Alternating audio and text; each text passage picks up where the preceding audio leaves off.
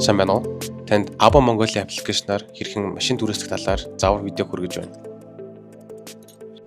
Та аппликейшн руу нэвтрэн орж, машин түрээслэлээр дарж орсноор ABBA Sedan, ABBA Excel, ABBA Plus гэсэн 3 төрлөөс өөр тохирох үйлчилгээ сонгоно. Таны сонгосон үйлчилгээний төрлөөр таныг очиж авах хаяг, түрээслэх багцын мэдээлэл харагдах бөгөөд нэмэлт тайлбар бичих болон тэв өгөх боломжтой. Та багцаа сонгож унаа түрээслэх товчийг дарснаар танд хамгийн ойр байрлах машинд дуудлагыг илгээх болно.